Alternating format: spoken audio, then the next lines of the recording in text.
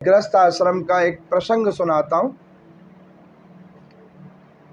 एक बार ऐसे ही कहीं पे कथा हो रही थी, तो उस कथा के अंदर में एक व्यक्ति गए कथा को सुनने के लिए। तो वो वहाँ पर महात्मा जी ऐसे ही गृहस्थ आश्रम और संन्यास धर्म की कथा सुना रहे थे। वो कह रहे थे कि देखो, गृहस्थ के अंदर में जो आदमी फंसता है वो फंसता ही रह जाता है।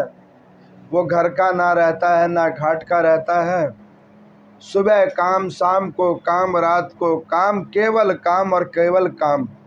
काम करते करते ही मर जाता है। वो भगवान का भजन नहीं कर पाता है। ऐसा गृहस्थ आश्रम जिसके अंदर आदमी आकर नरक को जाता है, और ऐसा संन्यास आश्रम जहाँ पर व्यक्ति स्वर्ग को जाता है। सबको छोड़ दिया है। अब वो ऐसी कथा सुना रहे थे और स्वर्ग और नरक का एक रूपांकन उस व्यक्ति को सुना रहे थे।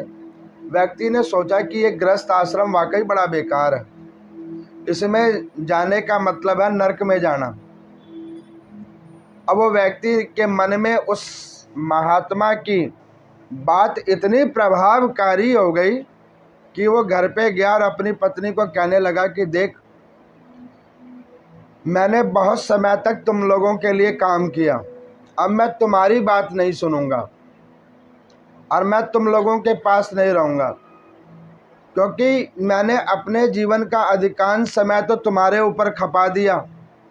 अब जो मेरा बचा हुआ समय है ना, मैं संन्यास को ग्रहण करूँगा और मैं तुम लोगों के बीच में नहीं रहूँगा। ये लो, जो तुम्हारे को मुझसे संपत्ति चाहिए, धन चाहिए, ये पकड़ो, अपने बच्चों को संभाल के रखना। अपनी धर्म पत्नी को कहने लगे। तो धर्म पत्नी ने कहा कि ये कौन सी कथा तुम सुन के आए हो और ऐसी विद्या कहाँ सीख के आए हो? तो उन्होंने कहा कि मैं फला जगह पे कथा सुनने गया था, वहाँ पर ऐसे ऐसा बतलाया। अभी कथा तो मैं भी आपको सुना रहा हूँ। आपने कहीं सुना कि मैं ये कह रहा हूँ घर छोड़ के बाबा जी बन जाओ? मैंने तो नहीं सुना है ना। और मैं कभी ऐसी घटिया कथा सुनाता भी नहीं हूँ। मैं इसलिए नहीं सुनाता क्योंकि नारायण किसने कहा जंगलों में मिलते हैं? कौन कहता है कि केवल नारायण सन्यासियों में मिलते हैं? अरे नारायण तो घर में भी होते हैं।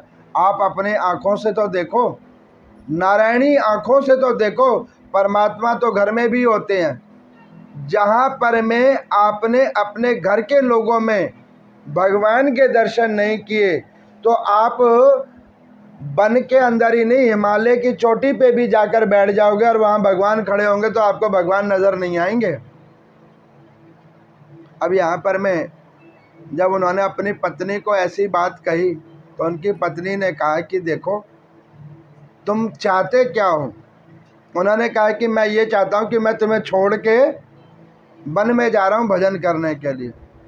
तो उन्होंने कहा कि आपको पता है, आज से ठीक 30 साल पहले मेरे पिताजी ने आपके हाथ में मेरा हाथ दिया था और अग्नि के साक्षी लेकर कहा था कि जब तक आप रहेंगे तब तक मैं आपके साथ रहूँगी, चाहे जो भी आपकी कंडीशन हो।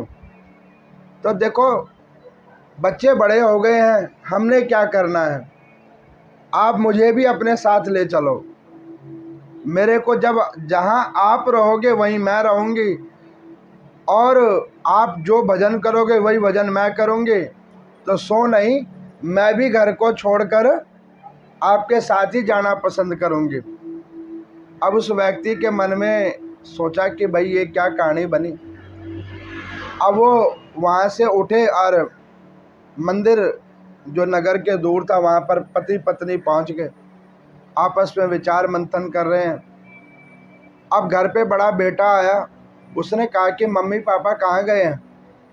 तो उन्होंने कहा कि भाई मम्मी पापा ने गृहस्थ आश्रम को छोड़ दिया है, वानप्रस्थ की ओर वो गए हैं। उन्होंने कहा कि कौन सा वानप्रस्थ, कौन सा गृहस्थ? हमारे तो भगवान ही हमारे माता पिता हैं। जिस घर में बच्चे अपने माता पिता को भगवान समझे, उस घर में स्वर्ग के समान सुख मिलता है। उन्होंने कहा कि जिस घर में बड़े बुजुर्ग ना रहते हों, ऐसा घर किसी काम का घर नहीं है, ऐसे धन वैभवता का कोई काम नहीं। सो क्या करोगे? जब उन्होंने इस गृहस्थ आश्रम को उत्तम नहीं समझा, तो उनके बगैर हम ऐसे गृहस्थ में रहकर करेंगे क्या? हम भी वहीं चलते हैं। अब वहाँ पर थोड़ी देर में वो जो व्यक्ति था, उनकी धर्म पत्नी थी, उसी मंदिर में पीछे देखा तो बेटा, बहू और पोते पोतिया भी वहाँ पहुँच गई। अब वो महात्मा जी जो कथा सुना रहे थे, उन्होंने देखा उसको विचलित, पूछा क्या हो गया? तो उन्होंने कहा कि प्रभु जी, आपने कल कथा में सुनाया था ना कि गृहस्थ आश्रम बेकार है, संन्यास आश्रम परम श्रेष्ठ है। जो गृहस्थ में जाता है वो नरक जाता है, और जो संन्यास में जाता है वो ईश्वर के परम पद को प्राप्त करता है। तो उन्होंने कहा कि भैया, मैंने ये जो कथा सुनाई थी, मैंने क्या सुनाया था और तूने क्या समझ लिया? मैंने ये कहा था कि जो व्यक्ति गृहस्थ आश्रम के अंदर में रहकर अपने परिवार बंधु बांधवों की सेवा आदि कर कर जो संन्यास को प्राप्त करता है, वही परम निष्ठ भक्त है और वैष्णव है। गृहस्थ आश्रम के अंदर में रहो और उसके